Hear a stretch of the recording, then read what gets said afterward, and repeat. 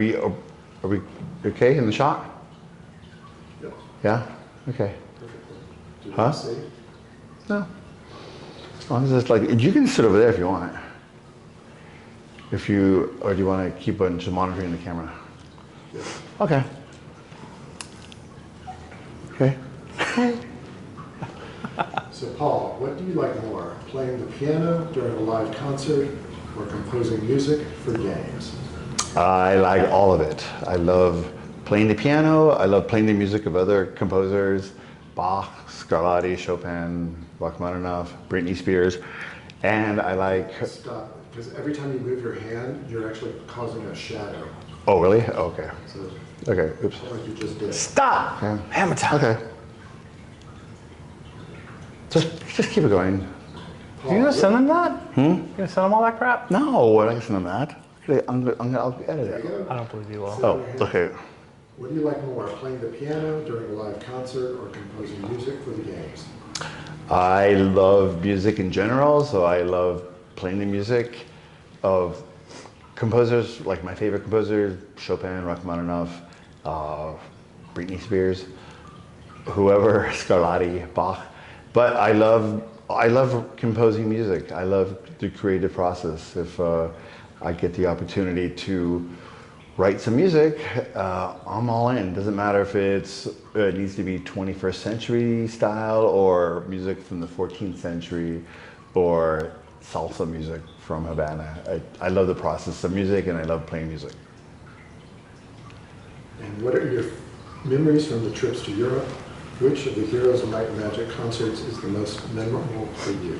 Actually, all of them. I didn't know, and I don't think because you haven't gone yet. I have not. No, because shockingly, I had no idea that people really love this game series. Like, Rob and I are here in Los Angeles, and we work in his studio, so it's a small space, so we're not really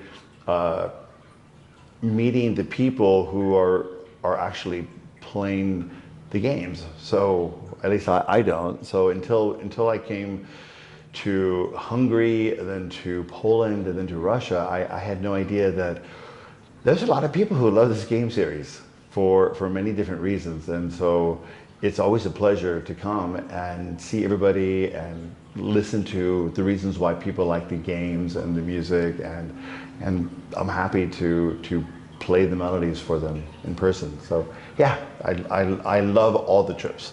All of them are unique and all of them are special. So Rob, how will the remastered tracks be different from the original music of the game? Well, I don't think the original songs were ever really properly mastered. Like after we did the compositions, we recorded them, and everything was recorded kind of live to DAT tape. What does remastering mean? I don't even know what that means. Just take the original final 2-track recordings, and then you sort of process them and do a little EQing, limiting, and just sort of getting it up to today's, I don't know, level and EQ grades. So they just sound as best as you can. So it sounds more alive. Well, they definitely more, sound better. More yeah. dynamic. Oh, yeah. Or... I mean, because the only thing that's been out there really is these MP3 files for 25 years. Oh, on YouTube, everybody. So they're high-res files, and I spent about 2 months doing all 40 or 50 songs. Wow. Yeah. Wow. And so they're all have been remastered specifically for this vinyl release. Nice. So, yeah, well, I can't wait to hear. Should be a treat. Wow, can't wait to hear. It definitely sounds better. Yeah. I mean, from what limited, production gear we had at the time when we actually did it, but like in the bathroom. Yeah, I mean, it'd be great to recompose and remix it with modern, with the live musicians and modern sounds, but still obviously we did something right 25 years ago. That'll happen. Yeah, that's definitely gonna happen. So which classical composer had the most influence on your process of production of the soundtrack for Heroes of Might and Magic 3? Well, the Heroes 1, Rob was very specific about using the the qualities of Baroque music, like Vivaldi. I remember he was showing me like the seasons, and we were looking at Bach and things that had a harpsichord and a more ancient sound. So, but then with Heroes 2, like because Rob and I are friends, and we have opera singer friends. Like, hey, why not ask them if they want to sing on the soundtrack? And Rob made that happen. I had to really push for that. And I think there's even a button somebody said on the game that you can turn off the opera voices. Yeah, John made me do 2 different mixes of the soundtrack. One, because he was like, I hate opera. And he's like, you have to do a mix without the opera and a mix with the opera. Yeah. And I'm like, I don't know, man, I think people like it. Like, you'd be surprised. And there was never a game that had opera in it at that point. It was 1995 or something. Yeah, but people were loving Pavarotti. But it did really well, and yeah, people seemed to be drawn to that, and it was just different. I mean, just you can't say it wasn't different for the time. So Heroes 2 was and actually Heroes 2. I mean, I know we're supposed to be talking about Heroes 3. But Heroes 2, that particular game was, I think, the first game to actually use MP3s in a game. Oh, the quality. Because I met the guy that did the MP3 codec up in San Francisco that was right when it was coming out. It was like '94. It was like pre-Napster, pre any of that stuff. It was like when the actual compression technology came out, and we used that for Heroes 2 because we could get all this music onto the CD, and because we were still limited to whatever the 640 megabytes or whatever the CD was, but a little interesting tidbit on that. No, yeah, the whole, it's so when Heroes 3 came out, we were going to start that game.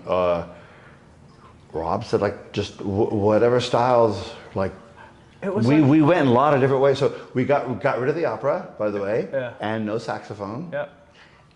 But we pushed the music out of the Baroque era and sort of a neoclassical feel into a much more like late 19th, 20th century Russian composers, or like a lot of influence from Rachmaninoff, Prokofiev. A lot of world influences. And random, just so many random world instruments throughout that soundtrack.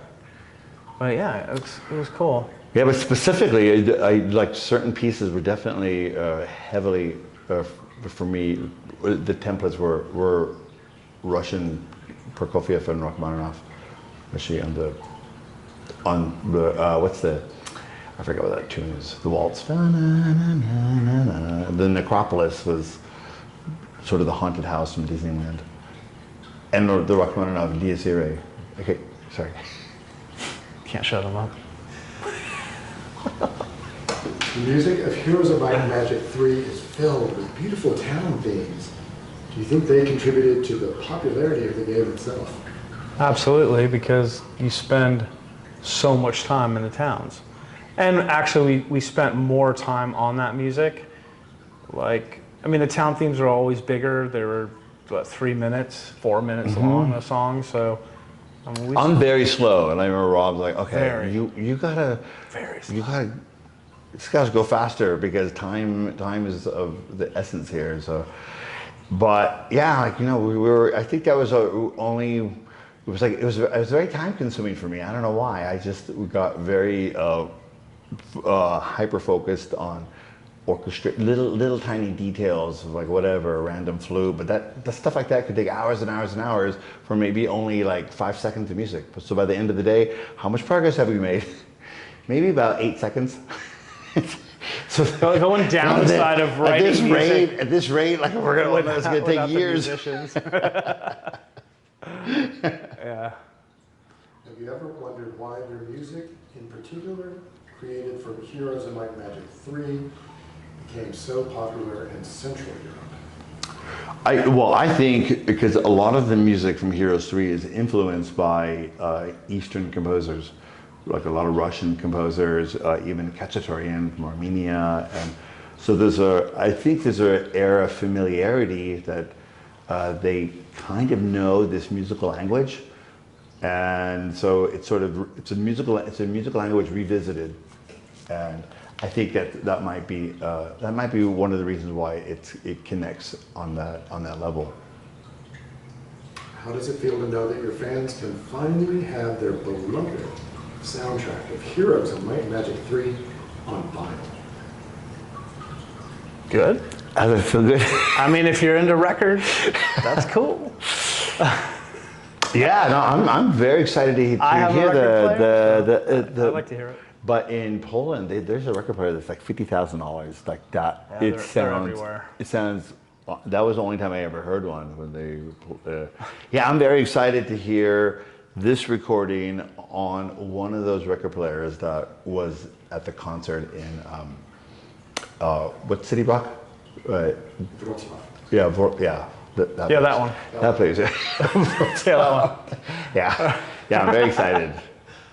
What comes to mind first when you think of good memories related to the production of music for Heroes of Might and Magic 3? Oh, everything is fun. Like when Rob and I work together, it's great. I love it. You can only remember the bad things, though. But Sweating in my apartment.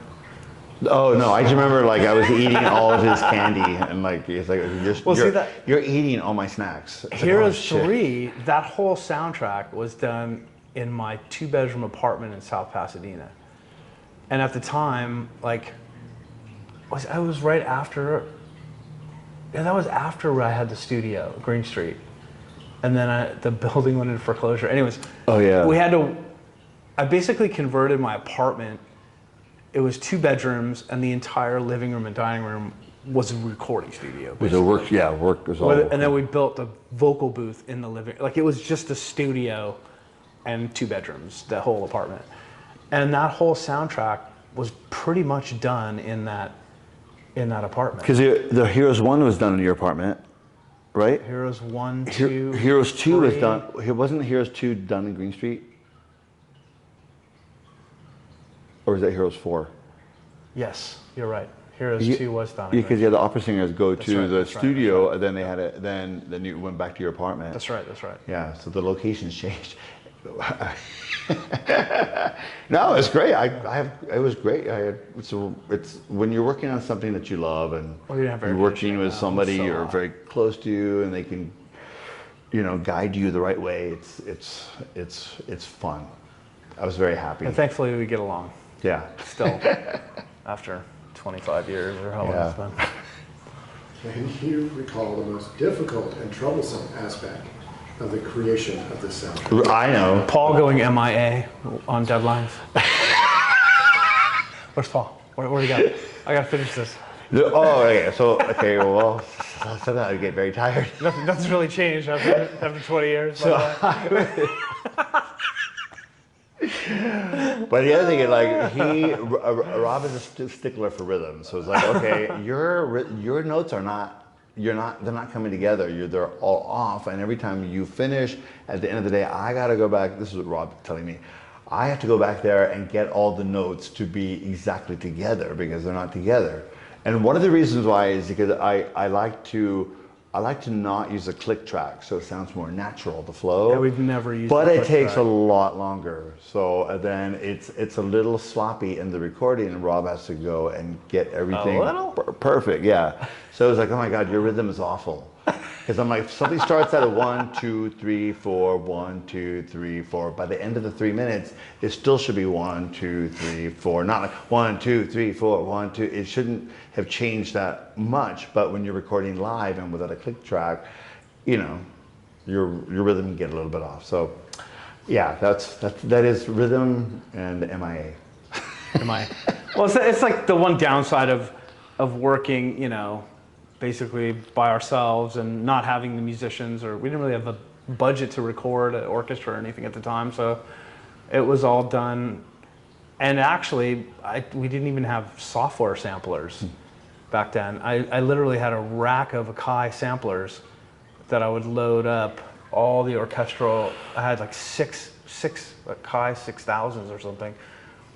And like each machine, one was like the woodwinds, one was the strings, and one by one I would track the recordings. Actually, Heroes 3. No, you know what? Those songs I think were all mixed on the fly to DAT. They were never multi-tracked. It was all done, and it was. I can't even believe how it even got done. To be honest, looking back on it, the old days. I'm just like, man, it's crazy. But yeah, it was challenging. Do you have any regrets in terms of certain musical elements not being included on the soundtrack of Heroes of Might and Magic 3? No. No, I think the opera. I think the opera was. It wasn't that we didn't want to do it. It was the people that we were working with before, like Dean Elzinga, Grant, Youngblood, Karina Shagan, were all now living back east, and so we didn't have access to them anymore, and we didn't have the budget to like fly them in to do that. So, but you know what? But it's okay because by the very necessity of it makes you do other things. So, I mean, looking back on it though, I'm fairly sure that we made a decision not to even do that on that soundtrack. Oh, okay. Like I wanted to just go to a whole another place. Yeah. And like I said, with the world instruments and do all that other stuff just to make it a little different. I don't know necessarily if Heroes 3 was like the best of the soundtracks, but it seemed to be the fan's favorite. Everybody loves I think it was the game. Yeah. Because the game is very fun, and I think people pretty well executed as a strategy game. People still have a lot of fun playing it. I think Heroes 2 is the best soundtrack. The best. I think so. That's a good one. They're all different. Like not. There's not. The stuff that we did on Heroes 5 is Oh yeah, there was some that good was stuff. dark. That left a dark mark on my soul. Dark mark. It was hard. Yeah, that was dark and deep and dark. That was a lot of MIAs on that soundtrack. Well, it's like 2 hours and 50 minutes long. So that's a lot of work. Okay. What are your all-time favorite town themes from Heroes of Might and Magic 3? Stronghold. Sure, that one. Stronghold. Yeah, that's a good one. Stronghold was kind of modeled after the theme from the Valley of the Dolls, which I love that as a little kid. It was a very haunting song. So, Yeah, that's a good one. the dungeon. Yeah, I was like the dark ones too. Necropolis. I love Necropolis. Yeah, the Necropolis. I don't know, they're all. There isn't any one that I don't personally like. So it's like trying to pick your favorite child. Actually, the Necropolis tune was the one that the Oscars licensed in. Yeah, and then I didn't get to go. You went, right? Yeah. Oh They yeah. licensed that for the Oscar show. Yeah, for the Academy Award broadcast. But we were flying to 2008. Paris. And we didn't get to 2008. go. But you got a hoodie. I did. I got the a free hoodie. sweatshirt. Thank you, Oscars. Okay. Nick. That's it? Oh, All right. wow. Super duper. Oh, wait. Okay. So, but I only worked on the music aspect of it, but how was it to work on the rest of the game itself? Because you did everything else. So the music was only like what, like 1/10 of the audio. No, I mean, there's all the Dialogue and all sound effects. There wasn't dialogue in that game. There's not? No. Oh, okay. They didn't do dialogue till we never did it at New World. I mean, there would be like, whatever in the sound effects of the creatures or something, winces and hits and stuff, but there wasn't any dialogue in that game. Probably a good thing too, because. When did John, was he part of Heroes 4? Yeah. Or he was? Yeah. Oh, okay. Yeah. Well, and then, New World was, I worked at New World for 10 years as the audio director. Wait, 8 years I was there. And we were bought and sold twice. The 3DO, right? We were first bought by like this company NTN. It was like just like a media company that owned like trivia games at bars. Trivia. And they wanted to get into the game business. They bought us after Heroes 2, I think. Oh, really? Oh, okay. Or after, I don't know, they bought us and then we came out with this really terrible game called Zephyr. And then they sold the company back to John, I believe. And then John then sold it to 3DO. I can't remember. But So did John design the gameplay to Heroes 3? Or is it Yeah, other he has people? John actually had quite a bit of. I mean, he was at the office every day Oh, working okay. on design. So this game really has, I mean, a lot of you, a lot of John, and then a lot of.